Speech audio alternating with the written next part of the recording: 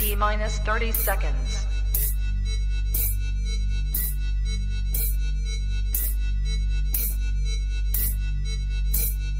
T minus 20 seconds.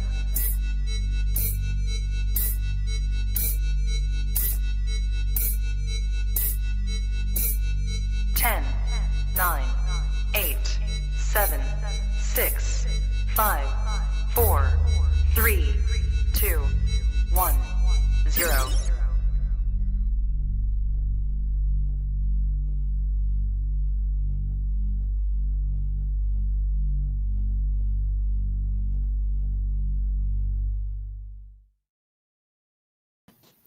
Trap Talk Reptile Network, the coolest reptile network in the world. Welcome to All Monitor Talk. I'm your host, Kat, and with me is Mike Stefani. Please do me a favor and drop a like and subscribe if you enjoy this podcast. Welcome, guys. I'm excited. Take it away. All right, so it's US ARC, everybody. Join US ARC today. They help fight our battles for these, fun police that are coming in the darkness of night to take away our animals. And really, we do great work. The private sector does great work with breeding and continue on with, all of these animals. So join US ARC today. Also, before we introduce Brandon, I wanted to say congratulations to Lily and MJ on their new baby, Enzo. God bless you guys. That's awesome. Congratulations. So here, as we needs no introduction, is my man, Brandon Van Asten. And we were talking in the green room a little bit. And, Brandon's another old dog. Well, he don't look old, but, he goes back to the early days of King Snake and Varanus NL and all the, the way we used to have to communicate. So a pleasure to have you on, my man. Yeah, thank you for having me. It's always a pleasure speaking with you guys, for sure. Yeah, welcome, Brandon. Yeah, absolutely. So I know the thumbnail is Breeding Tree Monitors 101, which you pretty much conquered, and but there's more to you, Brandon. Let's hear what else you got going on other than your early days with Audatrias and then these days with Tree Monitors. What else you got going on, bro? Yeah, so obviously people know that in the early days, especially, I cut my teeth with the Audatria, right? And then about 12, 13 years ago, I got into the tree monitor game and really loved those things. And then last year, I took half the year off of work so that I could revamp the facility a little bit and create a big, a portion of it for larger monitors. And so in that time, I've started working with some of the larger Indo species and, some lace monitors. So I have crocodile monitors, coming eye, some colii, obviously the lace monitors, and there's a few others that I want to add as well. So so I'm starting to explore the bigger stuff. In my head, I was like, oh, croc monitors. It's like, are they something I want to get into? Whatever. But I was like, oh man, if I'm breeding tree monitors, I have to breed the king of the trees. I have to. So even if it's just to say that you did it, right? Not for sales or anything like that. I just want to be able to say, yes, I bred croc monitors and, say that I could do it. But I mean, I'm telling you, those things are something else. Like they are incredible. They really are. They're the epitome or the pinnacle of what we can commercially get as far as a species goes. Of course, lace monitors are great. And I do have high hopes that, somewhere soon in the near future, Parentes will become available. And it, for whatever it is. And I just want to say that and I'm not dissing on anybody, but it seems to me, and it's true, the private sector really does a lot with these animals. So I think if you were to get Parentes into the proper hands, and even Komodo, but again, I say in the proper hands, that we would have them again. Is that a good thing? I'm not sure, because it takes a special level of keeper to keep lace monitors and croc monitors and Parentes and Komodos, of course. Mhm. But I do believe if they were in the private sector, there'd be more around. Is that a good thing? I don't know. Yeah, that is the double-edged sword with breeding something like, let's say, croc monitors, right? It's like, yeah, I want to say I did it, but then you have to make sure that the offspring go to responsible hands. Being in Canada, it's we have such a limited population. It's like, who do you select to take a baby or two, right? Even if there's a market here, because a lot of people, if you live in the southern states, you'll be able to do nice, huge outdoor enclosures, like a chicken coop style sort of thing, which is great. But here, it all has to be indoors, and that's always been my big drawback with trying to get into the bigger species, is just room, right? And then your market, it's like, well, I like to say, again, I'm in the upper Midwest, so outdoor keeping, is out. I mean, maybe I could have some sunning cages in the summer months, right? But as far as breeding these animals in an outdoor setting, I'm just going to talk United States. Canada is out for year-round breeding outside. Most of U.S., actually all of U.S., these temperature swings and barometric differences, they don't lend well to producing in captivity. And I've seen it across the board with all monitor species. And it's like, I was talking to Ron St. Pierre about his Mertens one time, and I'm like, I don't know. I would think, when you're not there, when you don't live in Florida or whatever, you think, oh, it's this tropical, thing. Yeah. And he was telling me, I was telling him how I keep and breed mine. And like, the temperatures are ridiculous. I mean, ambient temperatures of 95 degrees, probably 85 to 90% humidity all the time. I said, you should be doing good, Ron. And he said, no, because like, if a storm happens to roll in one day and the sun's not out, it's a little colder, a little bit of rain, and you're not hitting those constant temperatures. And say you did do good, and you got a gravid female who needs high heat to cook these eggs and develop into eggs rather than just ovum. If that cloud comes in and 3 days with no sun, boy, she's going to reabsorb those eggs, or something bad is going to happen. So I personally, I love in captivity that I have control over heat, temperature, lighting, everything. And like, I guess unless you were in the country of origin, it's not easy to do outside. Yeah, and like you said, right? I think we have this, you look at the monitor groups, everybody's like, oh, how often do they lay eggs in this? And under what you would assume are fairly good conditions, for me, you kind of see a pattern, right, of how often they lay eggs for each species. And that's, like you were talking about, those are what we think are sort of ideal conditions, right? So it's steady, food's available all the time, blah, blah. So tree monitor in captivity, you could maybe get 3 to 4 clutches a year, right? Absolutely.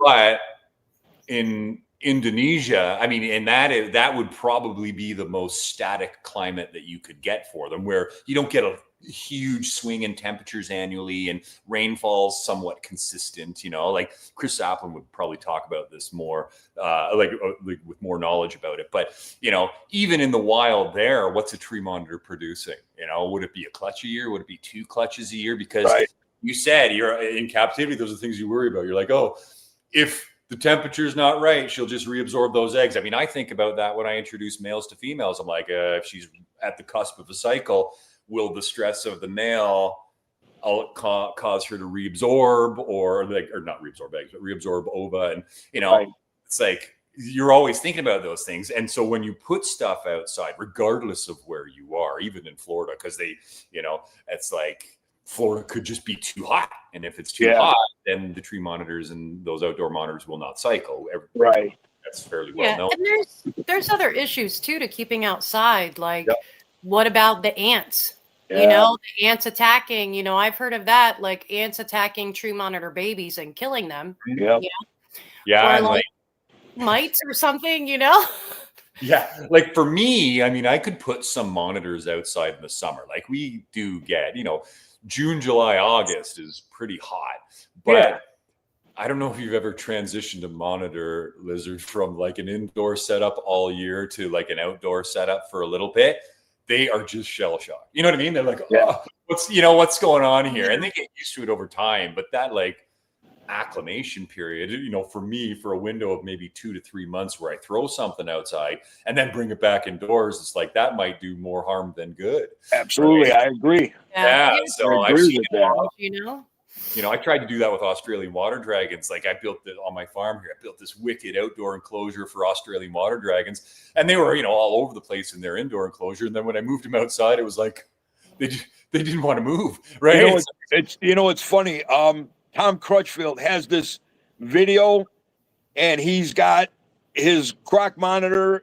I forget which one it is, but he's videoing it, and you can't hear the airplane, but that monitor literally turns his eye up like this, and he's watching something in the sky. So even though, it's probably a 30,000 feet in the air jet, that's still that's a red flag for most monitors when something's flying above them.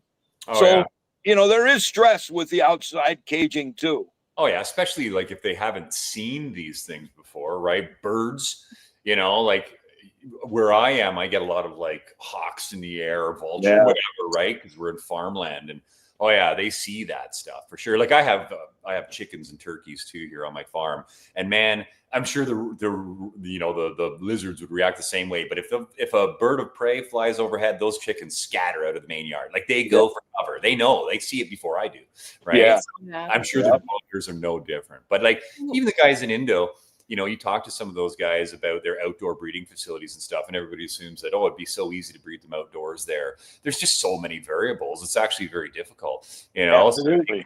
A lot of the, some of the farms over there, I think it's started to try and do more of an indoor facility too, to try and control it a bit better. Right. So, but yeah, there's so much fluctuation, so, and like I said, we're relating what they do inside in captivity to what they, maybe do in nature. So we have this expectation that they could lay 3 clutches a year, but maybe it's only 1. And the sequence of events leading to that clutch has to be perfect, right? Like the, proper rainfall, the insect hatch, whatever it might be. Right. So, that's what I learned with my Mertens. So I don't know, over the course of between 5 and 8 years, I produced over 250 between 2 females. Yeah. And I was thinking to myself, there's no way they do this in nature. So while we do give them the perfect, not perfect, but what suits them well for breeding, those 250 eggs may have been laid over a lifetime. Yes. So in a 5 or 8 year period, you get that many eggs. I look at my females and I start seeing the production start dropping off. Just 2 eggs, and then 3 eggs less per clutch. Eggs not so big, and that's when I realized, hey, you know what? I'm doing good breeding them and everything. However, I'm not doing good to the animal itself, because basically I'm burning them out, reproductively. And that's usually when I'll send them off somewhere else, Yeah. Well, like if it's a typical ovary, there's only so many undeveloped ova in there. Right. And they're, just like humans, there's only so many follicle cells in there. Right. So, if you're releasing all of those follicle cells early on in their life, then they have nothing left for the end. Right. Yeah. Yeah. Well, it also shortens their lifespan too. And I learned that when I used to breed chameleons. There was a lot of talk about that. Every time, the females are using all of this energy, all their stores to reproduce, and make babies. I mean, it takes a lot out of them, so it does shorten their lifespan. And that's true for all animals, even humans. So that's something to think about too. I mean, these are our animals, our pets too, hopefully, right? We care about them. We don't want to overdo things, we want to get them to have a long, happy life. Well, you know what, and I relate a lot of my lizard stuff to the chickens and things that I have here, the turkeys. But like, Yeah. it's like my chickens, for instance, when they're like young and reproductively viable, they're laying eggs every day. It's like they're bulletproof. The flock is fine, right? They don't have any issues, right? Even from predators. I mean, they free range around my farm and eat bugs and whatever, and nothing gets them. I have tons of coyotes and raccoons and weasels and everything here, and they seem to be fine. But the second that you could see that their reproductive life is tapering off, they stop laying eggs, then the birds in the flock, they start getting picked off by predators. It's like the whole ecosystem knows. That's very cool. Days, like my flock before of chickens before this one, I had all of them until they were about 3.5 years old. Then they stopped laying eggs. And then it was like 1 week I'd come home from work and a weasel had got one in the yard. And then the next week they got another one, and they just changed their order in the pecking order. Yeah. The most dominant chicken. And then that would get picked. It was almost uncanny. It was crazy. It is. It's the cycle of life. You're explaining the cycle of life, Right. So Brandon, with you being up there in Canada, and you've been a longtime buddy of mine. I gotta say, in the last couple years, that you've been really like doing your part to get things up into Canada, and I commend you for that, because we're here in the United States, and we have a different availability to Canada and stuff. Like, you guys get the Fiji iguanas, we can't have them, and things like that. So that's unfortunate for you guys. Yeah, I know. They're like everywhere in Canada now because there's a few solid breeders of them that produce them regularly, and Canada's such a small market. It's almost like there's a bit of market saturation in them here, and they've like deep plummeted in value, really. And but it's like, it's only because we're in this bubble of Canada, we can't ship them to the US, right? It's crazy. So right.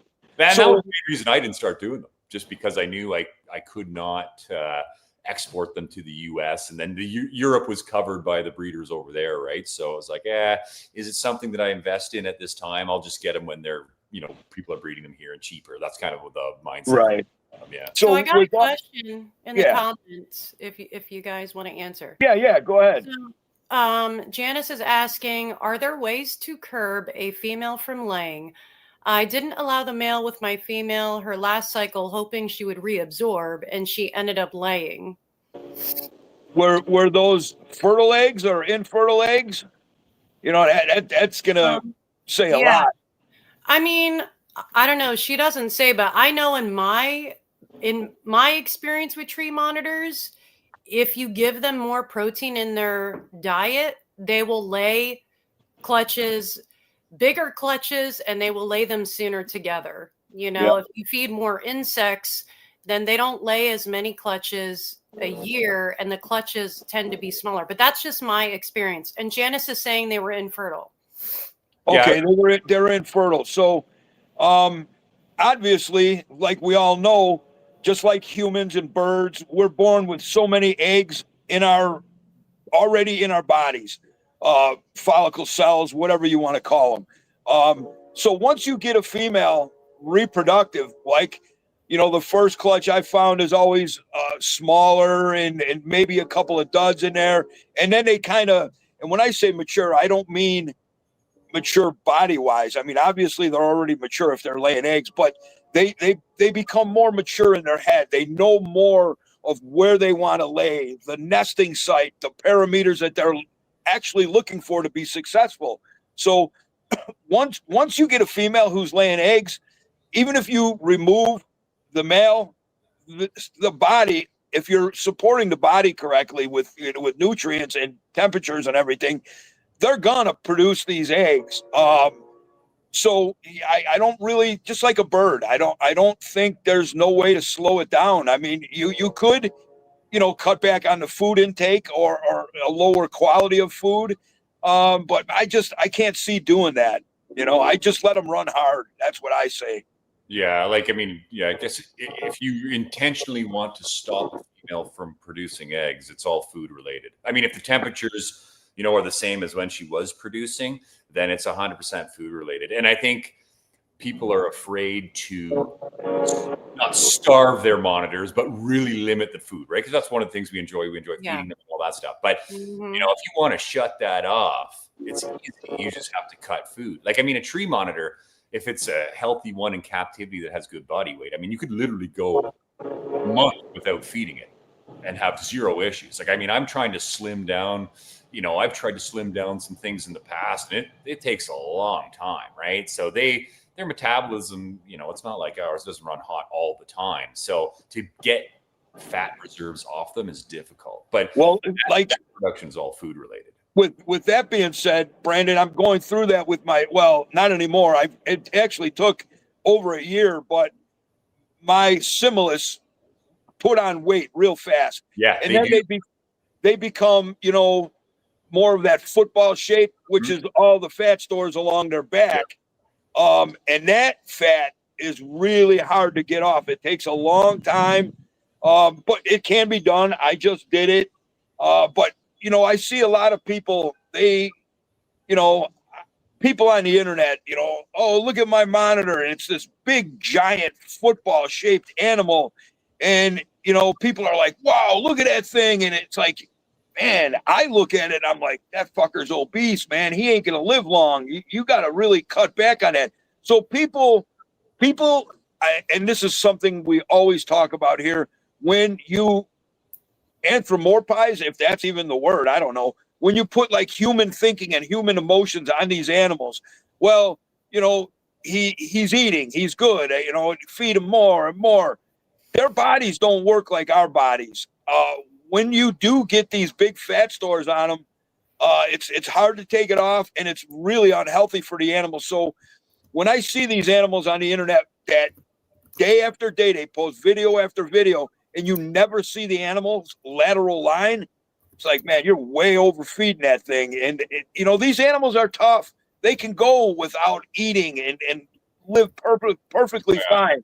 So, I think when people put the human spin on their little booger, I always say booger, on, their pet booger, it's like, man, another great quote is, you're loving your animal to death. And that's pretty much it. Yeah. I've noticed, I started with Australian stuff, and, most of those Australian Odacria, they run hot, right? You keep them hot. In order to breed them, you need to feed the crap out of them. And then like with something like Pilbara rock monitors, I roast those things. I mean, they're nuclear, but, and you look at those things, their metabolism is through the roof. And, one of the things that people historically have had problems with in terms of Pilbaras is getting them to breed and lay eggs. And, the idea that they are, insect feeders and all this, that it's just not giving them enough fat and calories to actually produce eggs. They're surviving in their environment. They run really hot, but in order to get them to breed, you really do have to feed them like, a whole prey meal like mice or, something along those lines. Then that kind of puts them over the threshold where they can actually store some of that energy to build the eggs, right? So they can store some fat to build follicles, and then they'll reproduce. Like, I've talked to guys that have had Pilbaras, sitting there for 3-4 years, and they've never bred for them, but they're predominantly feeding them insects and stuff, which is kind of the general knowledge. So you have to understand their metabolism in order to get them past that threshold for reproduction. So the Indonesian monitors, when I started with those, they're like a totally different beast. They actually do not like the really hot temperatures. And so people keep them cooler, but then when people feed, like Similis are a great example, or Affenbergi, right? If you're feeding them the same way you would feed your Odacria, because they're running a little less hot, their metabolism's probably slower than a Pilbara or an Aki and all this stuff. They just sausage up. And once you get a fat lizard like that, it's, it will impede reproduction and stuff. So like with the Similis that I have, I don't feed them any whole prey, because I already look at them and be like, yeah, they're a healthy weight. They don't need to. And they're breeding like that just off of insects. Right. So, my Similis aren't, but my Affenbergi, I've hatched a clutch from the Affenbergi, and that's what I've noticed. But if you do feed them whole prey, because the temperatures are lower, their metabolism's a bit lower, they have a propensity to get fat real quick. And you see that all the time with those species. Fat animals don't make good breeders. No. And then the tree monitors, like when I first started, breeding tree monitors and stuff, I think I've told this story before, but it's like, I started out, I got a pair of blues, and then I bred the blues, and then I got some greens and yellows and blacks and, a pair of each. And it was like, why the heck are some of these things breeding and other things not breeding, and then you talk to guys that are running different temperatures and things like Brian Susan, because I'm in the Australian monitor mindset, right? Like trying to cook everything. And then, it's like, why are these blues breeding and these blacks and yellows and green, whatever, are not, or not as frequently? And then, you really kind of dive into what you're doing. And it's like, well, the blues are breeding because they're in the back corner of the room and they get colder at night than the rest of these things. They're able to, so you start connecting the dots, and it's like, okay, so I'm going to drop the temperature on everything and whatever. You just make those adjustments. And then when I did that, then everything kicked into high gear, right? It's like, okay, now it's like habitual, right? So, but like the tree monitors, I wouldn't feed them as many mice, let's say, as I would feed the Pilbarensis, just because their metabolism's lower. But if you're only going to feed them bugs, then you're not going to get the production that you're going to get if you did supplement with some whole prey as well. So you have to watch them a little bit more, because the Indonesian stuff, they really have a large propensity to get fat. So, Brandon, with that being said, me and Kat here, we try to put out good content that makes people think. I mean, when people call me and text me, and it's like, hey, look, man, I could tell you what I do, but what good is that? You need to understand this stuff. So to understand the temperatures and the way their body works, believe me, if breeding monitors was an easy thing, everybody would be doing it. Yeah, I do think they're easy to breed. But you got to think differently. Like if you think, beyond a lizard in a cage, and you start thinking about their body makeup and how their body actually works, which is why I'm so dead set against, grocery store food and processed foods, because it doesn't do their body any good. You can change this game all you want, but you're never going to change the way these animals work. You got to get in tune with the way their bodies work, or you're just going to be keeping lizards in a cage, which is fine too. Yeah. I mean, I'm going to be honest. I would say that probably 95% of the things I have learned, or like the things that I apply now, have been learned by mistake. I mean, right? It's like the best teacher. Right? Everything is, I'm not sitting there saying, oh, I know exactly what to do at all, ever. Right? You learn something new all the time. And like, with nesting, it's like, of these things, the best form of nest that I have found for tree monitors was a total mistake, like total coincidence. I was like, I just did something, and as a precaution against an electrical fire, basically. And then the tree monitors loved it. And then I just started replicating that across the board, and they did it, right? Like, did you ever hear that story, Mike, about the nest box? No, walk me through. Oh, yeah. So in my tree monitor enclosures, right, people typically do a standard nest box, right? I'm a ground nest box advocate. I think they nest on the ground, right? So you have this big tote filled with sand, coke, whatever you use in there. Right. Not that it's particularly important, but so you have a big heavy tote, and then under the tote, I would put the heat mat with the thermostat probe under there, right? But I remember one time I was thinking, this tote's really heavy. And I have cypress mulch in the bottom of my enclosures. I'm like, that sounds like a fire. Right. I don't want it to compress and like put a hole in the heat mat or something like that and have an electrical short. So what I did was I cleared out the cypress mulch from under the nest box, under it. And then I put like an 1.5 inch layer of nice peat moss, just as a nice soft bed for it to lay on. Right. And then, so I did that with the nest box I was setting up for some blue trees. And then my female eventually went in the nest box and laid eggs. So she comes out, she's covered in dirt. They like to wash off in the water bowl. And then she's sitting on the log, and I'm like, oh yeah, you definitely laid eggs. So I go in there, lift the lid off the nest box, friggin' dig through it. I'm like, where the hell are these eggs? Like they're not in here. You didn't eat them or else you'd be full. So I'm searching the enclosure, like in the corners and stuff. Did you lay in the corners? No.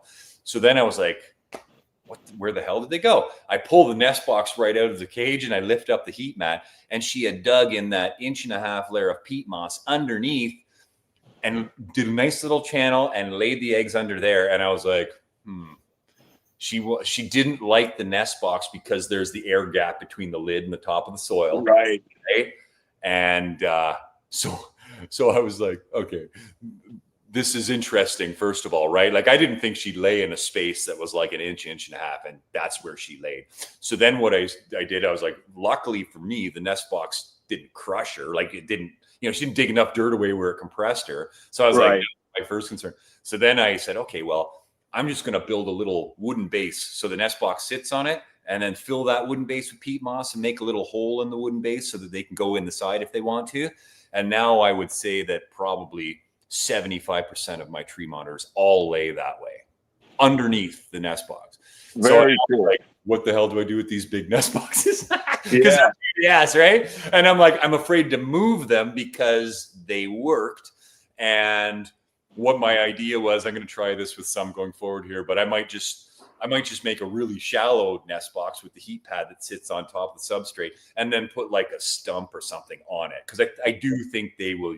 I do think that nest box on top of that platform give them the security and the isolation to dig in the side. Absolutely.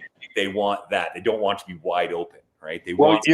That's a great observation because, like we always say, they put so much of their life energy into continuing their species that, again, humans think, we'll give them a nest box, They're thinking, well, if I go in there, this ain't good nesting. It's their life, so they're gonna do what's best for their chance of survival of the species. So that's a great way to that you had learned that thing. So that nesting technique of the tree monitors, which is very, very cool.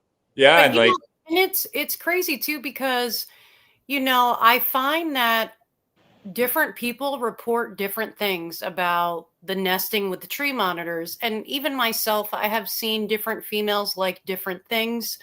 Like, some females like a very tall and deep nest box, and they're really picky about, the humidity inside of the nest box, the substrate, and like a moisture gradient.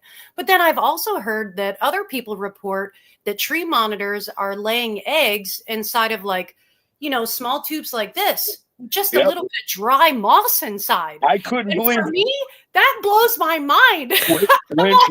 when I saw, I don't know who it was, Applin or Cody, somebody had taken the bamboo shoot, and then they opened it, and there was like 5 eggs and just a very little bit of cocoa mulch, dry as a bone.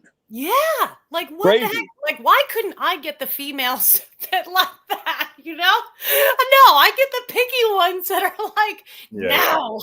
I mean, but something to consider too, right? When it comes to like nesting, I mean, I'm nothing against that court or that tube situation, or whatever anybody does, because I just don't know. But sometimes when I see those things, I also wonder, okay, was just knowing the females that I have, again, I can only speak from experience. And again, I'm not knocking anybody, but you hear about people, they nested in this, but they nested over the course of 3-4 days. Yeah, that ain't.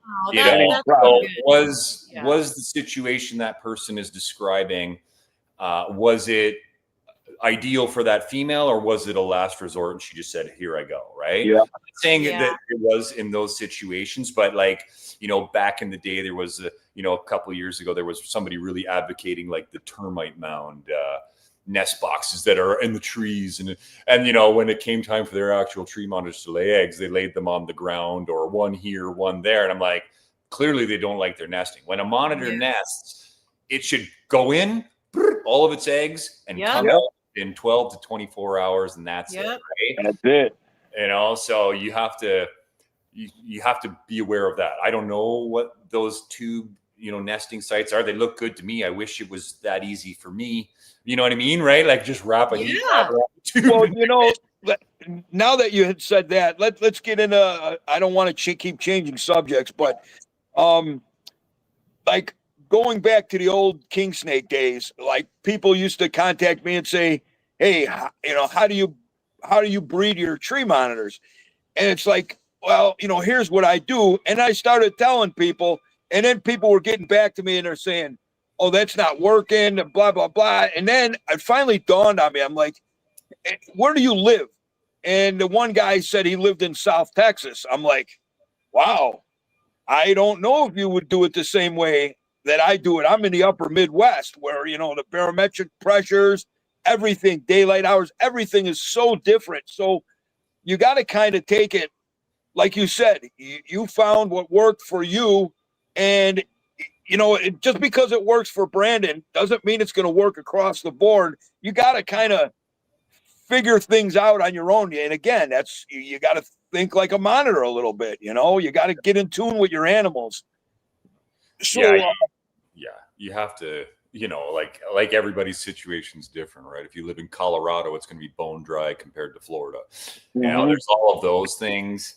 There are some uniformities like temperature and food regimen and stuff like that. But, in terms of nesting and things like that, there's a lot of variables, and there's so many variables involved in that we don't even know exist. You know what I mean? Like, why did you choose that? Sometimes you can maybe pinpoint it, sometimes not, right? So it's difficult. All you can do is like keep trial and erroring different things over the course of breeding, and then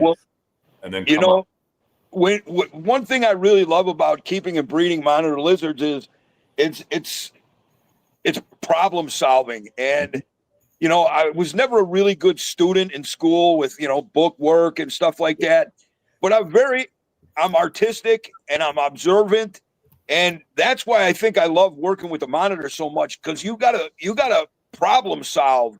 And when you see something, our animals tell us all the time what's going on. As a matter of fact, today I seen a video of a baby black dragon laying on its back over a heat source. And, of course you get the typical, he's loving life. And it's like, wait a minute, man, they don't normally lay with their belly exposed. That's kind of a vulnerable position. So again, if you don't have that critical thinking mind, when I saw that video, I was like, that animal is trying to warm its back, like basking from a sun position, but he didn't have a lamp on. So he went with his back against the heat pad. And, like we always say, your animals will tell you, they'll talk to you if you listen. So that animal was talking, and I was like, wow, I just, it's such a vulnerable position for a monitor lizard to expose their belly. And I knew there had to be a reason for it. So that's my Uncle Mikeism that I came up with for that scenario. But, you really, these are highly intelligent animals. And if you understand their behavior, they'll tell you exactly what they want. Yeah. I mean, I'm a science teacher, right? So I'm all about observation, right? And then, okay, so you make your observations. What are you seeing? And then you have your discussion. It's like, okay, why did we see what we see, right? Why did we see what we're seeing?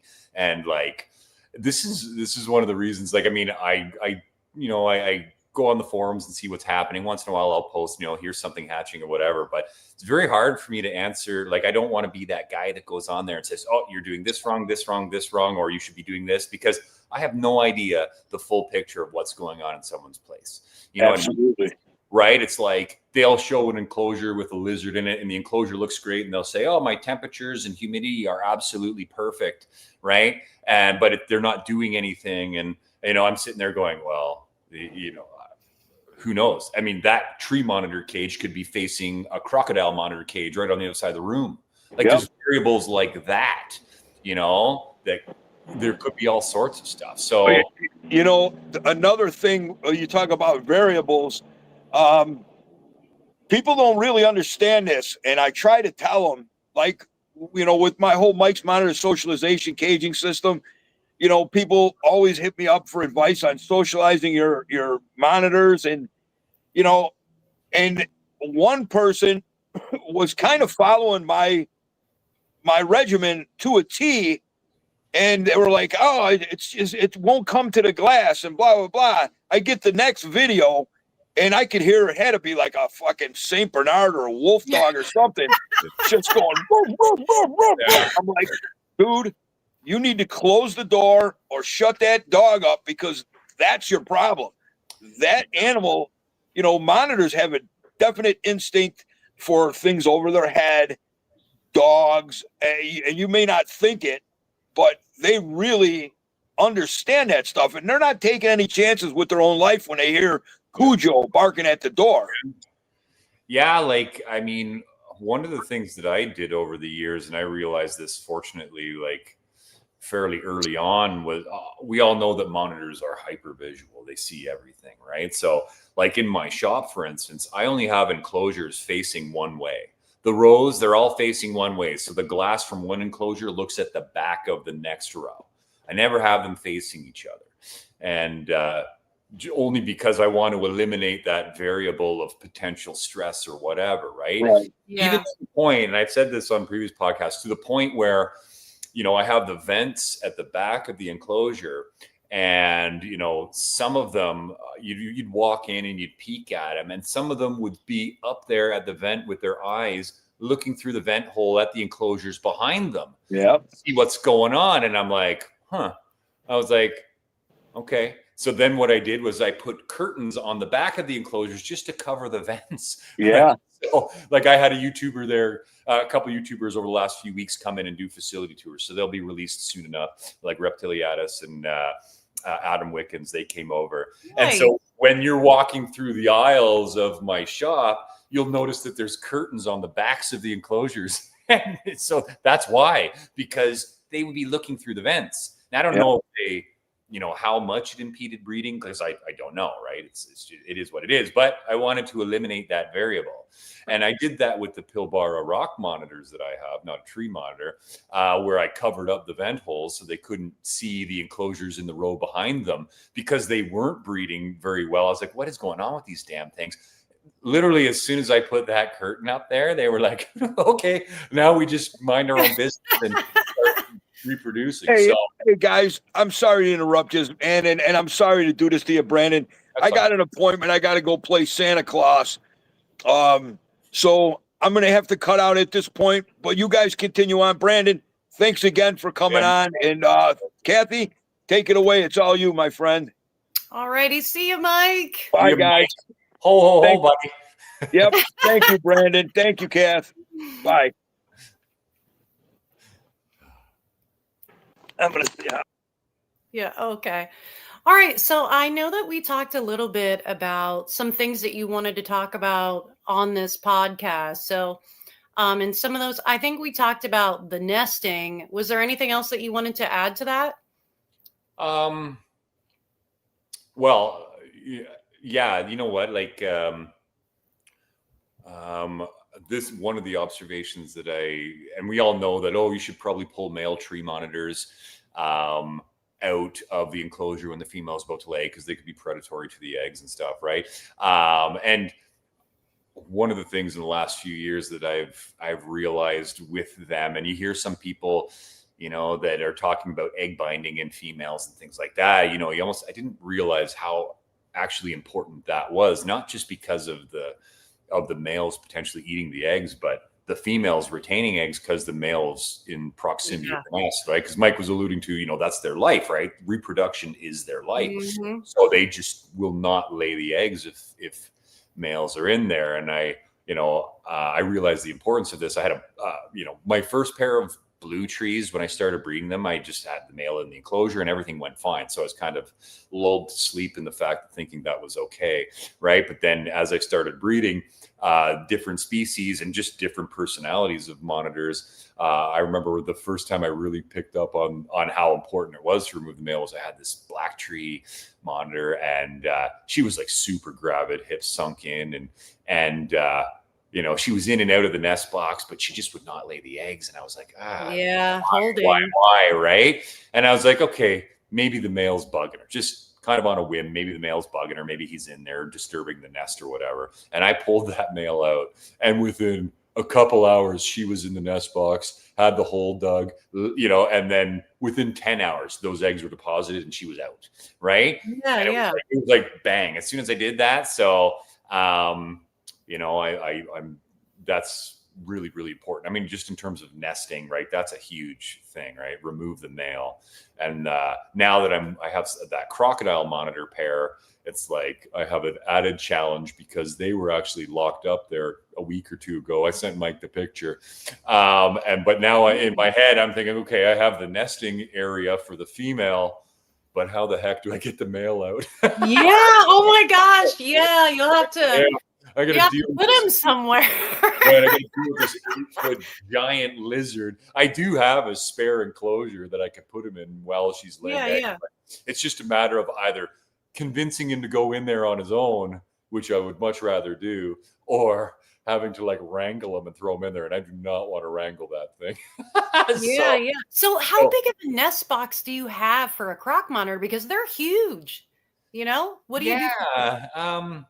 I think the dimensions of it's not like an overly huge nest box. Again, I always try and, you know, I think the nest boxes that I have with the tree monitors are excessively large. And I think that works against me because they want to feel secure. And I think a female croc monitor would be the same. So the nest box that I built for her was, I think it's about maybe 32 inches long by 18 tall by 24 inches wide, right? So that she can get in there. And I kind of looked at what people are using for lace monitors and stuff, right? In the size nest box relative to their bodies.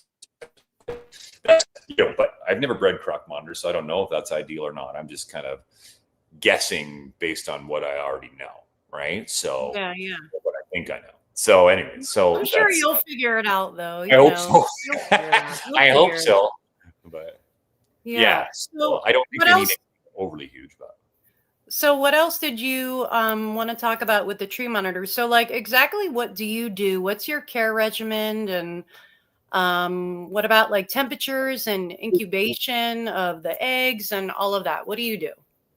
Well, yeah, because we had talked about maybe egg incubation. And this has come up a lot lately with me. And like not just with monitors, but with snake species and stuff. And one of the catalysts for that was I'm working with right now a fairly rare species of snake, the Goniosoma margaritatum. Right? I saw that. Beautiful. And they have been notoriously difficult to acclimate and stuff, right? So this again is shedding light onto temperature things. So when I got those things, you know, I'm obviously like, okay, these are very expensive snakes. I want to do them justice. I got to really pay attention to what I'm doing with them because historically people have lost a lot of them and they just don't do well for people. So I set them up. I actually set them up in tree monitor enclosures, right? So, you know, 4 foot by 5 foot by 2 foot deep and put tons of like canopy like branches in there for them, a bunch of different hide boxes. And then I just sat and watched them, right? I was like, okay, what are they doing? And I had an Arcadia UV ballast at the back of the enclosure, just like the tree monitors, and a spotlight. I just watched them for a couple of days, just where they hung out, what they were doing. And I noticed that, you know, they wanted to be in the ground level hide box and stuff like that. And, the floor of the enclosure at that time was maybe 72 to 3 Fahrenheit, right? But they didn't like the upper echelons of the enclosure. So I was like, okay, they're too hot up there, right? And it wasn't overly hot by any stretch. I was just going by kind of Indonesian style setups, right? So what I did was I took the spotlight out and I put in a tiny little like 20 watt nubbin spotlight in there, just so the basking spot could get up to maybe 83 to 85. but the floor of Wow. the enclosure was like 70 degrees Fahrenheit during the day, and at night it dropped into like the 60s, right? And Mhm. since I did that with those guys, man, they have taken off. They've feeding like crazy, and like all sorts of prey too. Like not just, oh, I have to specifically feed them a gecko or something. No, like they're eating Yeah. frozen thawed mice, That's quails. awesome. So then you like translate that to your what's the situation from the monitors, because these are all tree dwelling monitors. It's like, okay, they're roughly from the same climate, Mhm. I'd imagine. So you kind of get in there, so into that sort of mindset. And so I've been doing that with the Goniosoma, and they've been amazing. They never refuse a meal. I mean, I'm not overly heavily feeding them, but they never refuse a meal. They're doing great. And I think it's one of those situations where the general consensus on snake keeping is like, you got to do it this way. And when people got them, they put them in totes or enclosures and they just roast them. And I think those things are really, really sensitive to high temperatures. If they can't get away from it, then they're as good as dead, right? Yeah. I think that's a lot of the same. Like that was part of the problem with the tree monitors for me too. Initially, was like I was just keeping them like Australian monitors, just too hot. And then I was talking to a friend of mine that breeds diamond pythons, and he's looking at getting into Bolins, and we know that like diamonds and Bolins like a cooler climate, and Mhm.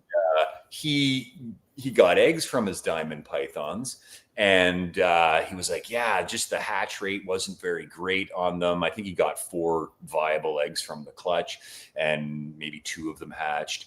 And then he was talking about another breeder with diamonds that got a bunch of eggs but only got very few hatchlings to come out of the egg. And he was saying, he's like, oh, just maybe about the bloodline, this, that, and the other thing. And I said, what are you incubating the eggs at? Like, what's the temperature? And he's like, oh, 86, 87. And I'm like, Ooh. I just said to him, and I said, is that what the other breeders are doing as well?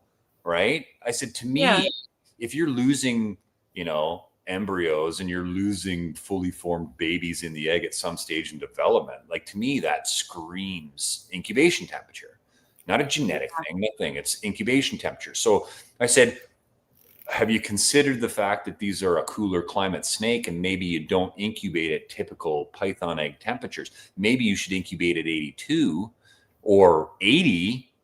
I mean, you won't get hatchlings as quick, but they're likely to be more robust and healthy, and you'll get a Stronger. right? Yeah. Especially if you're from a colder climate. It's like if the average ambient temperature is only like at the hottest part of the day, 85 Fahrenheit, then the eggs will never see that temperature, right? So and that's kind of the mindset. It's like you have to do python eggs at this, and it's like maybe not, right? And I learned that years ago when I used to play with ball pythons. It's like I was never one to set up a separate incubator just for my ball python eggs. I had a big monitor incubator. I'd incubate my monitor eggs at like 84.5 degrees. And I was just like, oh, I'll just throw the ball python clutches in here, right? They weren't my first love anyways. I was like, yeah, they'll be fine. And man, I'm telling you, those ball python babies, they always hatched out big, healthy. They didn't take 45 days to hatch. They took like 65 days to hatch. Yeah. But they hatched. They were always big, healthy, and I never had a problem feeder. They all fed amazingly, right? So, I see that with the ball python community a lot. Is like they incubate the eggs at the highest extreme possible, right? And it produces fragility in the babies. It's that simple, right? You these problem feeding ball pythons and this, that, and the other thing. So, and you see like tree monitor posts too, where somebody's hatching tree monitors, and then you look at the baby and it's like looks weak, right? And then it's like, what did you incubate? I don't ask these questions, but they'll say they incubated at 87, 88, whatever it was. I'm like, wow, that's really hot, So it just, to me, that it didn't make sense to do that. And I always say, like my buddy with the diamond pythons, I said to him, like, look, I was like, cooler temperatures are not going to kill the eggs at all. They'll just take longer to hatch, right? Yeah. So let's imagine that in the wild, the perfect temperature that the female selects for tree monitor eggs was 85 Fahrenheit, right? It's like, okay, if that's what we assume it is, we put our incubators at 85 Fahrenheit, and that's perfect. But if you go over that threshold a bit by a degree or two, it has immense consequences. It could, right? Deformities and all sorts of stuff. Yep. But if you're under the 85 threshold and you incubate at 80, those babies will develop nice and slow and properly, and they'll be robust babies. It will just take longer. So the error bars, on the upper end of incubation, right? The consequences are really bad, right? Yeah. If you incubate cooler, the consequences are not bad. It's just like if you're anticipating that clutch, like a lot of people are, it's like, oh my God, I got to wait an extra 30, 50 days. And like I say, it's easy. And I've never tried that. I usually set my incubator somewhere between like 82, 85. Yeah. That's usually how I do it, and the babies are good. I've never done them at 80. So you do them at 80? No, I don't. I have my incubator set at 84 and a half. Oh, okay. To me, right, like monitor eggs in general and tree monitors and everything, it seems like that's the threshold. It's like, lace monitor females will dig into the termite mound and find that perfect temperature, right, which is regulated. So that's kind of the range, and I've never, for me, I don't assist hatch anything. Everything hatches on its own. The babies come out and they're flying out of the egg and they're all healthy. And I don't see any signs where it tells me like, oh, okay, maybe I should be cooler. Like I don't have weak babies in general and that sort of stuff. So to me, that's sort of the ideal temperature for them right now. But, if you're somebody who tries to go higher because maybe you want to hatch them quicker or whatever, that can have the bad repercussions to it, right? Because with that temperature, you're seeing like babies dying full term. That's also a humidity thing as well. But like you see weird stuff like that. So like my Affenbergy clutch that hatched, right? I'm looking at those babies and they're strong and robust, but I had one in there that was a little bit weaker, and I'm like, I wonder if the Affenbergy could be incubated at 82, not 84 and a half, right? So I've always tried to incubate on the cooler side. I mean, from my position, sometimes it's easier to do that because I always have eggs on the go. Yeah. There's always something exciting usually happening every week. I get a clutch hatching here, there, whatever. So I'm not anticipating any one single clutch, right? But if you're somebody that just has a pair of tree monitors and get those eggs, it's like, oh man, 150 days, to wait is a long time. If you incubate them a bit cooler and you're at 84 or 85, 84.5, at 170 days or 75 days, that extra 25 days, it's like, oh God, right? It's I know. Yeah. So anticipation, you're right, like, oh God, when's it gonna happen?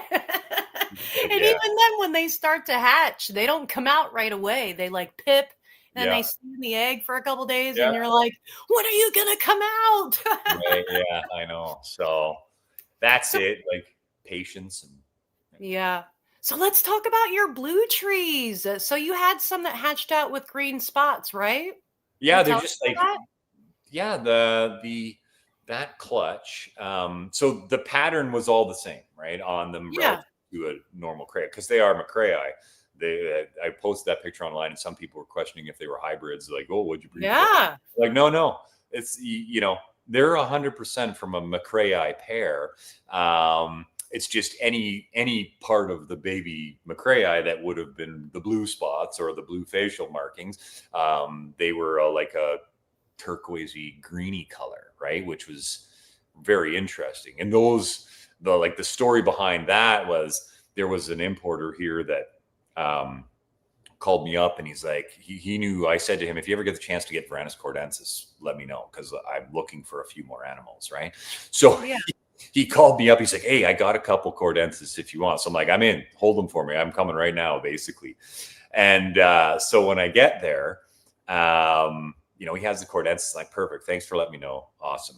I'm excited. I wanted some different bloodlines. And then he's like, do you want to see any of the blue trees I got? He had a handful of blue trees. And I'm like, not really. I'm pretty established. But I was like, sure. Show them to me. I'm there, right? Yeah, you got to look. Come on. Yeah, you got to look. So then he shows you these animals. And I was like, there was two in there. And I was like, those are interesting, right? They're greenish hue to them. And I'm like, okay, what do you want for him? He told me what he wanted. I was like, I'll take a chance on him. But, you know, when it's like coloration, it's like, could be anything, right? It could be like, man, were they stained like somehow, the scalation stained with something from the environment. You know, you've heard of people doing that in the past, soaking them in a, I'm not saying that this importer would have done that, but I'm just saying, you know, maybe they were in a container that had greenish algae fluid. Who knows? You never know, right? Like you just never know.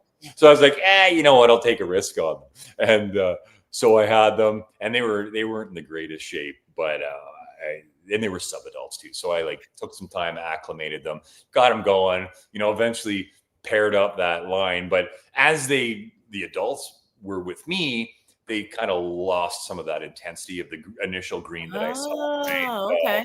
I didn't know. I was like, oh, maybe they shed it out. Maybe it was some environmental thing. And so they, I mean, they're still greenish, but they're not like when I first saw them. So I thought maybe it's dietary, where they're from. Maybe they were eating something in that little micro habitat. Who knows, right? So then I got a clutch of eggs from the female, like 6 months ago or whatever, and just popped them in the incubator. And I was honestly, I was like, oh, whatever happens. I was just treating them like another clutch of blue trees. Yeah. Where they weren't even at the forefront. Usually I move clutches in the incubator that are due to hatch, you know, the soonest to the front so I can see when they're hatching, right? And this one, for whatever reason, was at the back of the incubator, and it didn't even dawn on me that they were in there because I just had so much going on, right? And then I go into the incubator one day and I'm like, oh, I should do an egg inventory, just look at all the clutches, see how they're doing. And I start pulling the egg containers out of the incubator, and then I hear rustling in the back. I'm like, oh shit.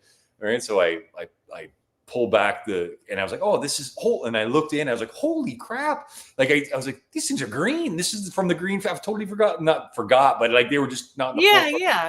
And I pulled them out. I was like, this is incredible. So right away I was like, that's awesome, because it is genetic. It has nothing to do with what they were feeding on, their skin being stained or anything. It is a genetic thing. And yeah, so I had these little, you know, greenish turquoisey babies relative to the normal coloration. So yeah, so I have them sitting here feeding away, and we'll see what happens with those things, how those ones maintain the color. But the cool thing about those is, you know, maybe it's something that you can just line breed out a little bit. To get like a fully green adult. But I'm sure that you could. I mean, I'm sure that you could over time. Breeding select individuals for that color. Mm-hmm. That's super interesting. You know, like I was telling you in my message that I have a blue tree monitor that has like a few green spots. Yeah. And then like the other wild ones that came with them had like all green. Like there was a female all green spots instead of blue. And then there was like another male that had both blue and green. Yeah. And that was a while ago. I should probably ask my friend to send me some recent pictures, because I got my mail from him because it was an extra mail. Yeah. But like, I wonder, like, you know, did they hold on to that green color now based on what you're saying or not? You know what I mean? Well, it's funny because my adults, they're still greenish, but they're not as green as when I first saw them. So, you know, their body's also filled out relative to when I picked them up. So, you know, their pigments, the pigment in their skin was kind of crumpled up and it's more densely packed. So now that they've filled out, it is dispersed a little bit. But it's like, I think Brian Susan from Sundown was telling me that he sold a baby blue to somebody a few years ago, and then the person, and just from totally normal looking adults that he had, and then the person sent him a picture, and the baby blue that this guy was growing up was green, like it had wicked green. That's awesome. I was like, holy crap, right? Like I know the pair that's from, but I mean, Brian can correct me if I'm wrong, but I'm pretty sure he said there was nothing kind of greenish about the adults. So it seems like they pop up once in a while. So to me, that just seems like some multi-allelic genetic combination that just happens every once in a while. Maybe it's a locality thing too. Like Chris Applin could talk about that more so. Because like at Prestasi, I think he has some really, really, really green ones. I mean, to the point where the pattern is like Macrae pattern, but the color green is like Prasinus green, right? So, you know, so he might be able to know more about if that is like specific locality or not, he's there, so he would know. I can only assume or guess, right? Right. What that Yeah. is. It seems like they appear every once in a while. I had a gentleman here in Canada that I sold some of my first blues to years ago, and he's been producing them on the regular.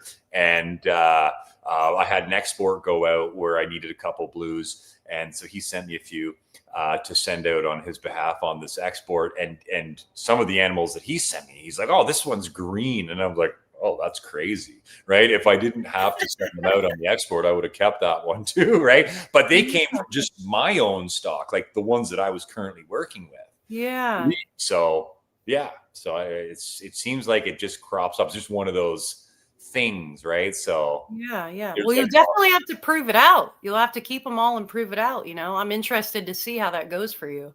Yeah, it's probably, I mean, just judging by what I've seen, it's not due to a single. Might not be due to a single gene, right? Or else it'd be easily replicable, like a Bell's phase Lacey versus normal. That's a single gene.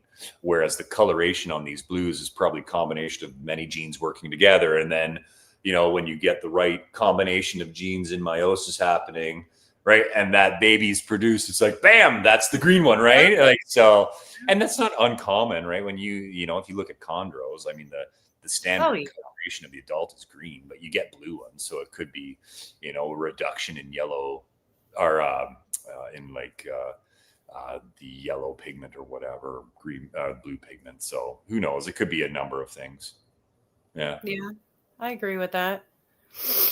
So let me jump to the comments really quick because there were some questions, but I didn't want to interrupt. So I know that somebody was saying, somebody was asking, how do you introduce a pair of tree monitors together? Like, is there anything special to do? Do you have to watch out for something? You know what? I'll say something because this might have answered that previous question where I believe it was a woman was asking about like shutting them off, right, and laying infertile eggs. So I have a group of cordensis that I've been raising up, and to me, I think, like, at least with the animals that I have, the cordensis typically in my collection are smaller on average than the rest of the tree monitors. So I looked at these females, and I've been growing them up. Some of them are a little over a couple years old now, but their body size is relatively small compared to. Are you still there? Uh-oh. I guess it's live. I'll just wait for Catherine to rejoin.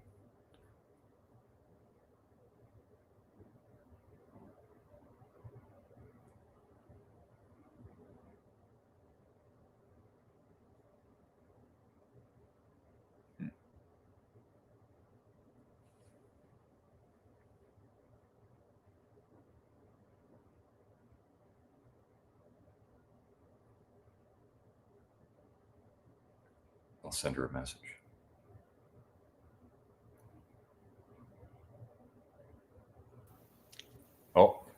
Oh, there you go. Am I back? Can you hear me? I can hear you now. I just can't see you. Oh gosh, it would be this time that I would have technical difficulties when Mike is gone, right? Yeah. Okay. I mean, I put this thing on. Hold on. There you go. How's that? I'm using the other camera now because I was using this other one that I put on, but this one's the default camera. This one isn't as good as the other one. And I don't know about the sound quality either, but I don't know what happened with that. Oh, well, I can hear you fine and I can see you fine, so it's all good.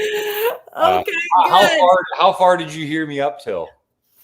Oh my gosh, I don't even know now because I was freaking out because Okay.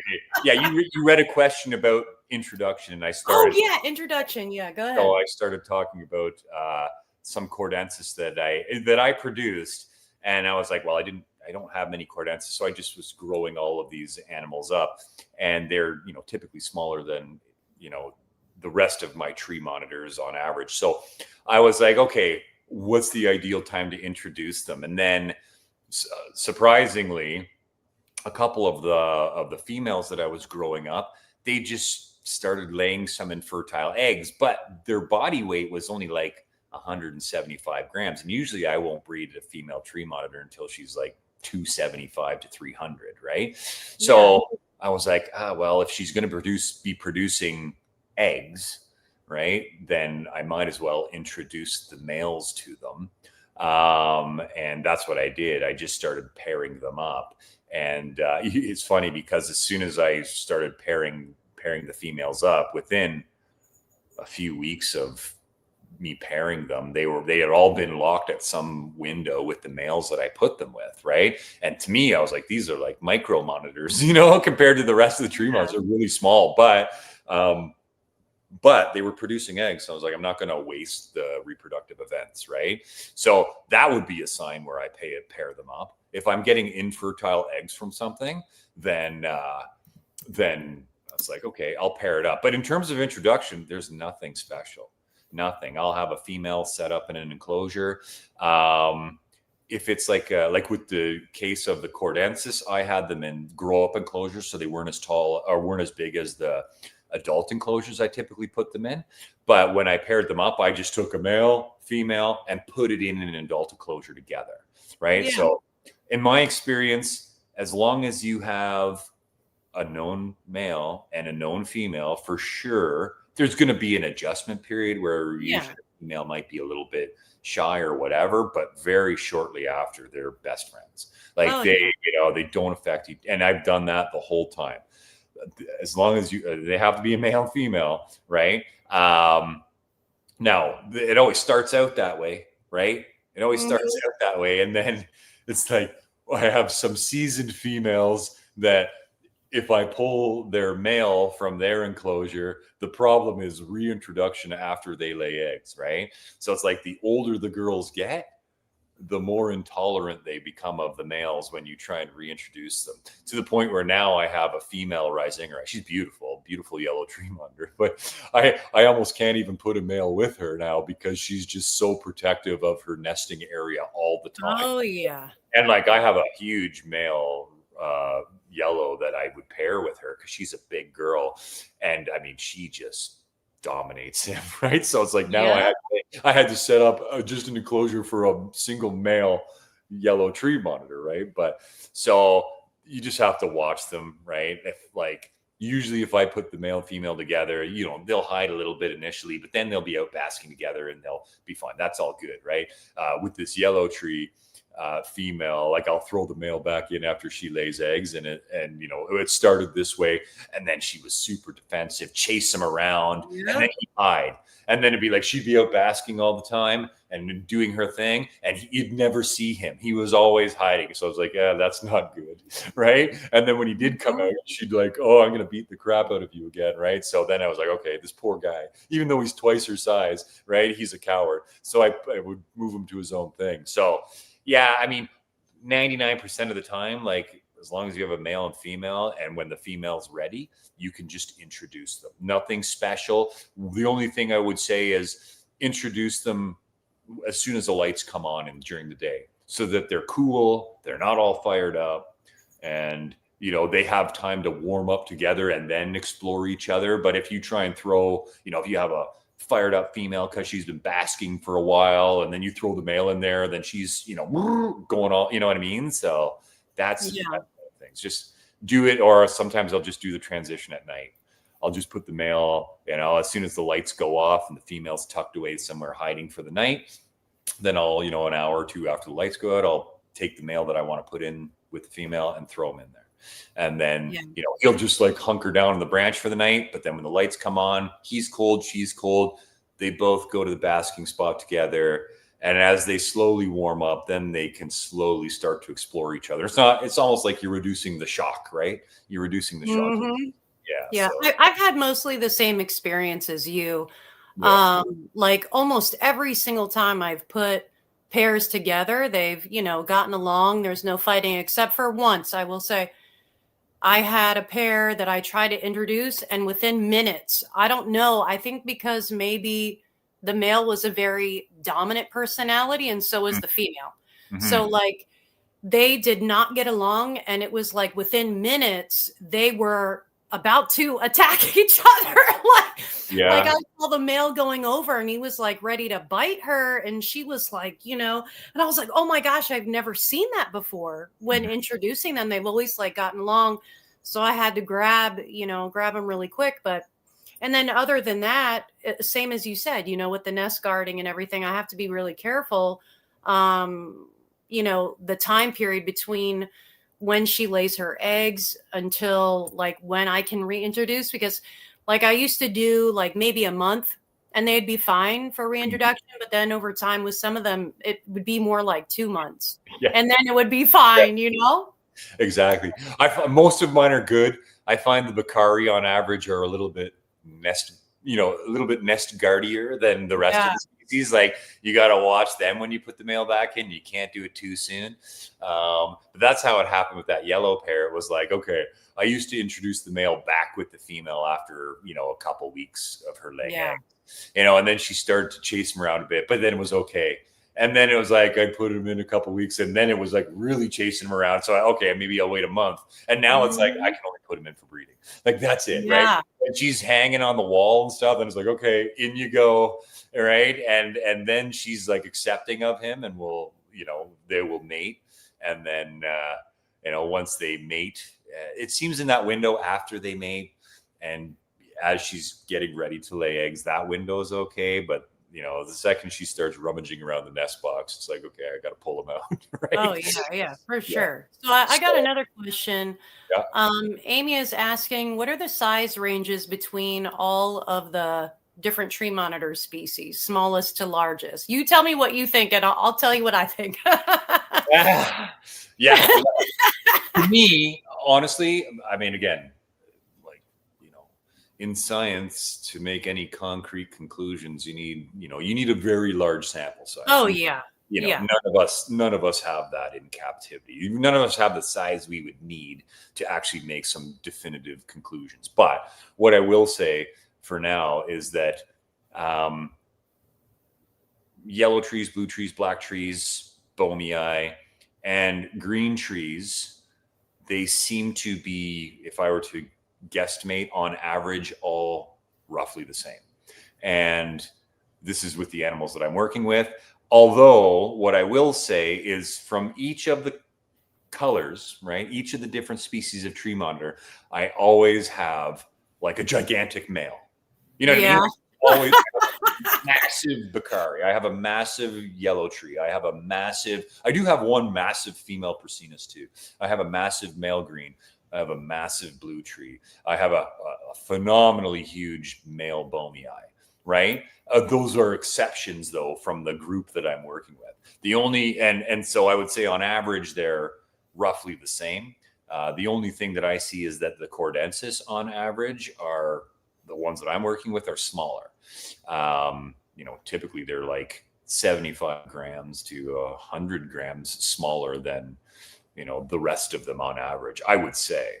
So yeah, that's just what I observe. But I've talked to people about cordensis and they're like, oh, I have a huge cordensis. It's the same size, same size as my green trees. But then, I look at the other side of the coin. Like I was talking to Cody Kopp and he's like, oh yeah, I have a cordensis that, the cordensis that I work with are the same size as my green tree monitors. So for that to be relevant, to everybody else's, Cody Kopp's green trees would have to be the same size as everybody else's green. You know what I mean? So when weighting it to one species versus the other, and then I have some green trees from Cody Kopp, and it just seems like the line that he's working with are on average much smaller than the Prasinus that I'm working with, right? Like I have a female green tree that is laying me 8 eggs in a clutch. Like she's massive. It's huge. That's a big clutch. Yeah. So, but the animals that Cody started with green wise, they're just not as big as that. So for Cody to say his cordensis are the same size as his greens, I believe that they are because his greens are small. But when I got his lineage here relative to my green tree monitors, were tiny, right? So, so this is why I kind of like to speak in like masses or lengths, right? Like saying it's so many grams, because it's hard, you know, depending on what animals people are working with, for me to say blues are the same size as Bomei. Well, you know, what are somebody else's blues like? Like I think Parker Steen has a blue tree female that lays like 9 eggs in a clutch, right? So it's like, and I'm only getting, you know, maximum 6 from my most productive female per clutch. So, you know, his female, and I remember asking him, how big is your female? And he said something like 450, 500 grams. I'm like, God, oh my gosh. right? Like it was huge. I'm like, and then I said to him, I said, well, if they ever come off the ESA listing, I want one of those, you know? Yeah. You know, so part of that. And part of that is how they're raised too, right? The adult size. Well, I think it's also localities too. I mean, from what I've seen, especially with the green tree monitors, the different localities are different sizes. And there's more than just like the size that's different about them. It's like their pattern and their body and, you know, face shape and, you know, all these different things. I mean, even their limbs, like Jayapura, for example, like mine, the ones that I had, like the male was huge, almost the same size as like a blue tree monitor, and much bigger than any other green tree monitor I've ever had. But his body was like, he had a very long nose and very long legs and a very long body and tail, you know? Yeah. But then like I've had sarong, you know, sarong green trees, and they seem to be much more like smaller and compact, you know, the shorter noses and things like that. The pattern's different. The colors are different, you know, and like, so, and I imagine it's kind of the same way. There's got to be some differences too, like within the other species of tree monitors as well, because like I've had Cordensis that were always bigger than most of my green tree monitors. But then, you know, you're right. Like with Cody's lineage, like, you know, seeing them at the show, you know, they're so tiny. And then I got one myself. I rescued a Cordensis that was the smallest tree monitor I've ever had. Yeah. And I'm like, what the heck? You know, so it's different. But here recently too. So I got this green tree monitor that it was wild caught. And I brought her home like 2 years ago. And at the time I thought she was maybe like a baby, like a small baby, but in the time, and her pattern looks completely different than anything I've ever seen or, you know, have owned in the past. And I'm still trying to figure out like what locality she is. But I will say she is now the smallest tree monitor I've ever seen in my life. Like I've had her for over 2 years now, and she has not grown beyond like what I would consider like a juvenile size. Yeah. And I'm like, what is going on? And like, you know, the care for all my animals is the same.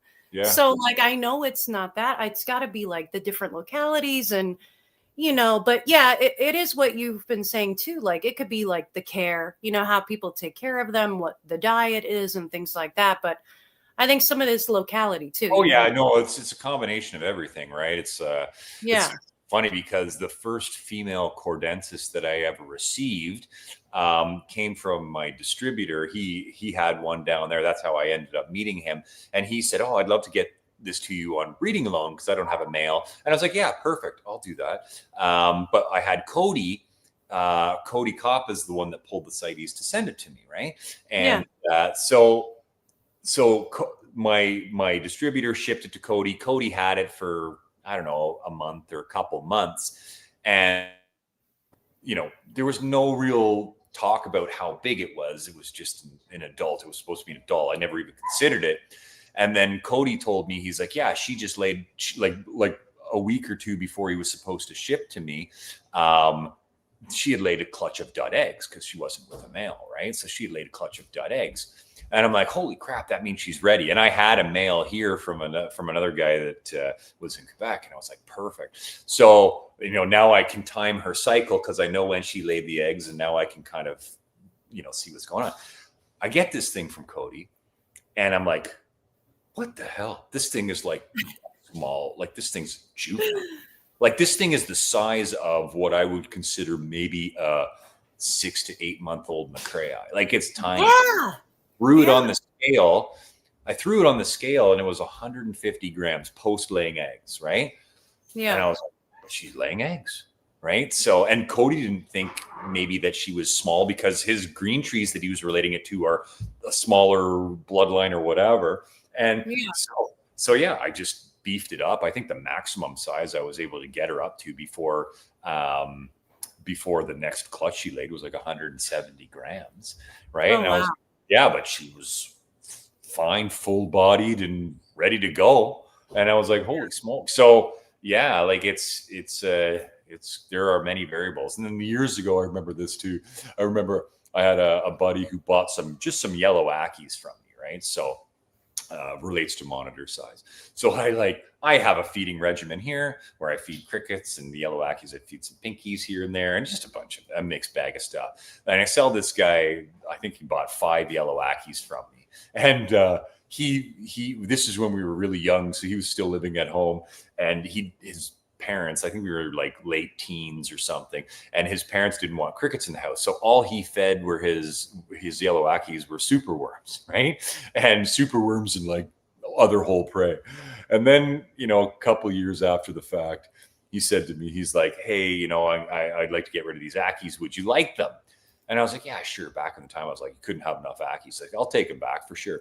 He brings them to me, and the adults that he had now, because they're 2 years old, were double the size of my adults. Same bloodline, same age, just because they were fed superworms. Now, they were fat, but they were also proportionally overall bigger. They were much longer, right? Just much bigger, it was...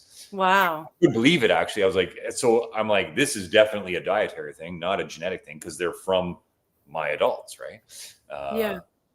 So that was interesting. So, it's across the board on size, and there is lineage stuff and locality stuff, and there's also dietary stuff, right? I remember the first time I saw Brian Susan's tree monitors. I was driving to Florida from Canada on like our spring break, and he's like, "Oh, stop in at my place." And I'm like, "Oh, I'd love to, man." And so I went there, and he had it all set up beautifully and everything. And then I remember looking at a couple of his McRae, going, "Those things are bloody huge," right? Thinking, "Holy, like, man, those are huge," right? So I was like, "Man, what's he feeding?" I'm like, "What are you feeding?" And he was like, "Oh." Mostly quail and insects, right? I was like, geez, and I'm, so who knows? There's so many factors in it, right? Yeah, I agree with that. So we are coming up to like an hour and a half.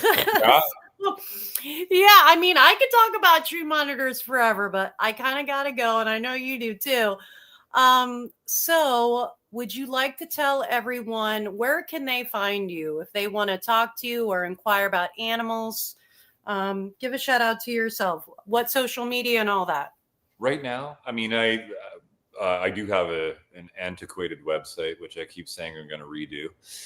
So I hopefully soon will redo it. But right now, I'm pretty much all Facebook and Instagram posts, right? Canadian Cold Blood on Facebook, Canadian Cold Blood on Instagram. And yeah, I will, if you just even have a general question, I have no problem answering. I have lots of people that just pick my brain for stuff, so I have no problem answering. I will say this though. I'm like Mike, I'm horrible with technology. And I swear to God, I was going through my, Facebook stuff, because when you log into Facebook and then you go into your thing and it just says chats, right? So you get the little red icon that says you have somebody that wants to talk to you. So you answer those requests.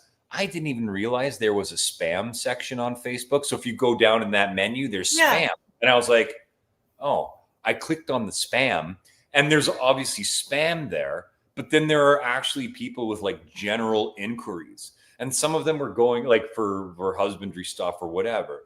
And some of them were like going back to like 2022. And I was like, oh my God. Well, here I am thinking, those people probably like think I'm a jerk for not answering their questions or something, right? Oh, so if that happened to you, I apologize. It literally is a thing. I was like, I felt really bad because some people messaged me and they never got their inquiry resolved or whatever. And it's only because whatever their handle was, it went into that spam folder. And I've never checked that before.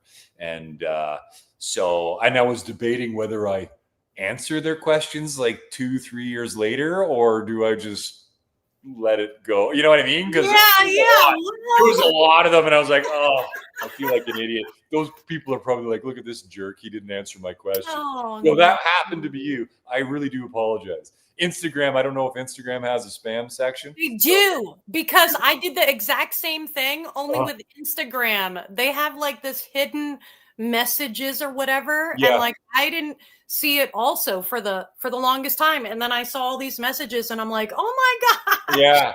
Instagram has the message request section, and on my phone, it comes up in the top as a little blue bar, right? So you know, sometimes you just don't realize you go right into the chat section, answering everybody's questions, and then it's like, oh yeah, I have 2 or 3 requests here. So those things might get filtered out until a couple days later, until I actually notice it. Okay, yeah, I'll answer these. But Facebook, I didn't know it was like a hidden thing right at the bottom of the menu. And I was like, I just randomly, like a few days ago, I clicked on it. I was like, oh crap, there's a bunch of people that had inquiries, and I just didn't recognize them there. So I apologize. That's, I guess, my own ineptness at technology.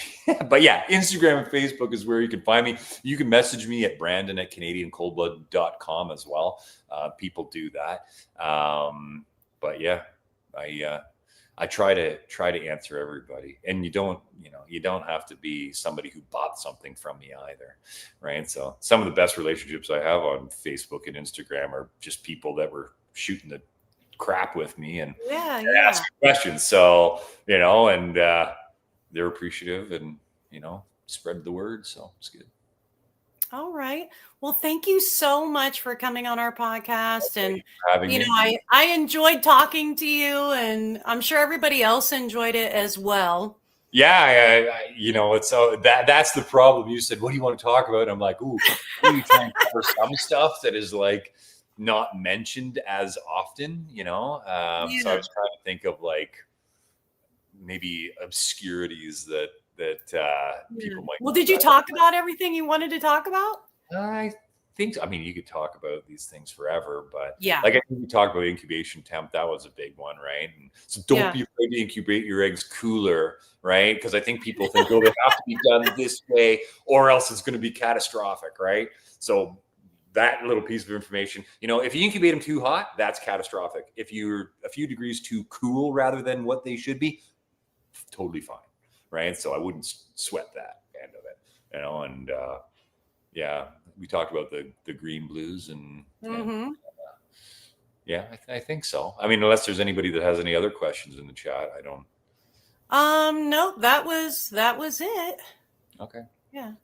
Yeah, there's been a lot of monitor podcasts that have covered a lot of stuff, right? So but it's always good to hear from someone else, because like I was saying before, like, we all keep these animals, but not everybody does it exactly the same, and everyone has different experiences. You know what I mean? We can all learn from that, just sharing everything, sharing all the information, that's how we all get better as a group.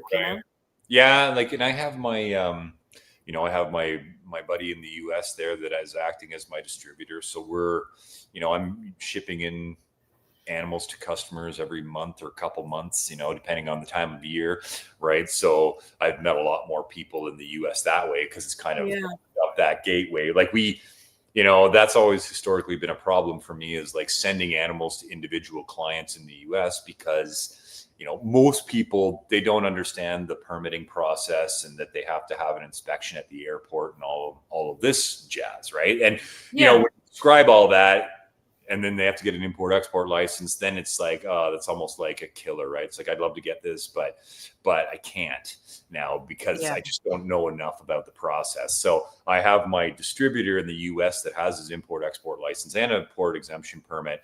And, he handles all of that legal paperwork. He has the Fish and Wildlife inspection, where they inspect everything, stamp the CITES, approve it, and then he literally picks up the animal. Like when he's picking up the animals, he'll literally go to the FedEx hub or whatever at the airport, and then just ship all the individual packages to individual customers once they nice. The US. So that's been a bonus. I used to do that years ago with a guy named Jordan Russell too, and then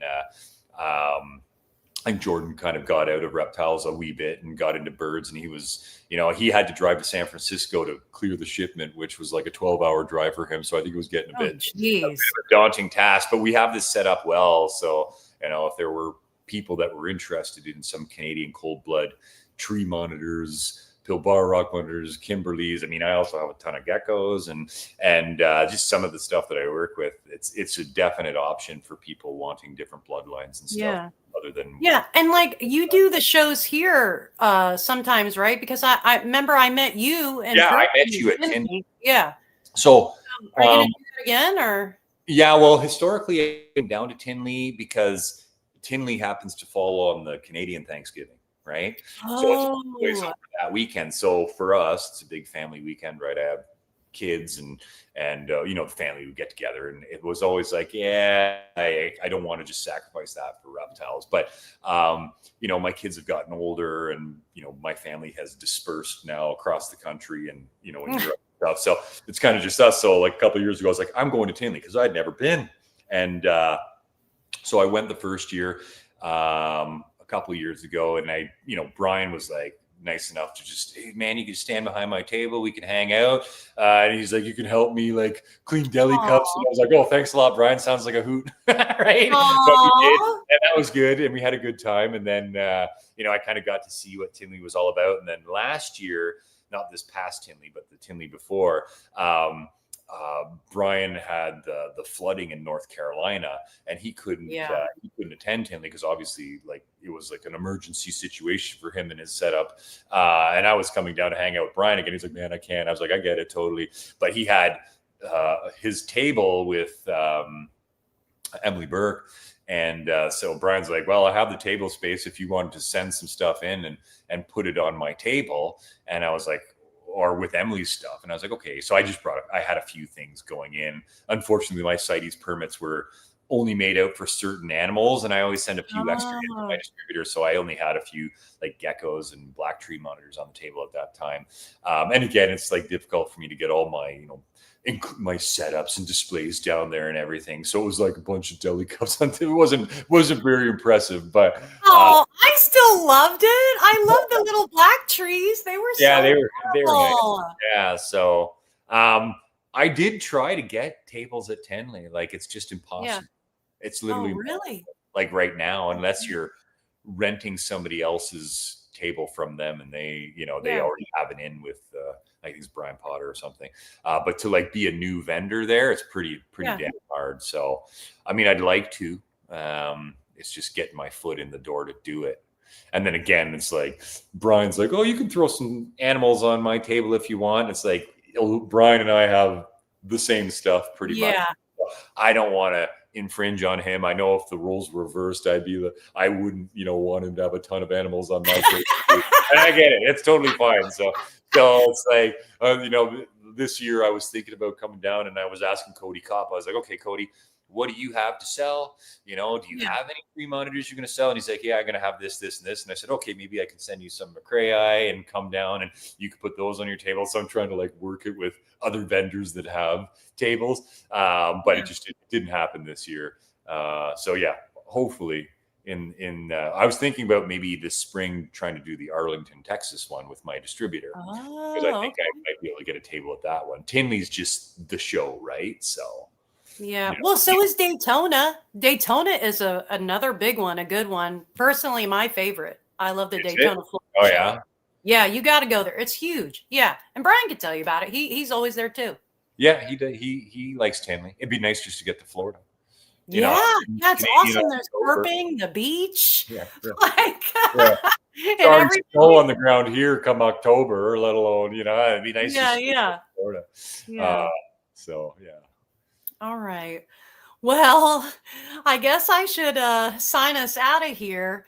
Anyway, thanks again for joining us. It was such a pleasure to have you on, and I hope everybody enjoyed that as well. And we'll tune in next time, okay? Have a good afternoon, everybody. Thanks, guys.